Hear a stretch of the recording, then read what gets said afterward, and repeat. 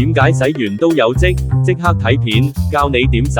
以下係唔同漬嘅形成原因：白色斑點、水漬同埋彩虹紋基本上都係因為水中嘅礦物質沉澱而成，而鑊底嘅啡色污漬同燒焦就係基於火力問題造成嘅。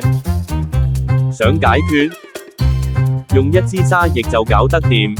首先倒沙液落海綿度，再捽甩佢。唔同污漬對應唔同方法，然後沖乾淨，最後用乾布徹底抹乾，防止水垢出現。咁個鑊就同新嘅一樣啦。全部不鏽鋼廚具都可以用呢個方法㗎。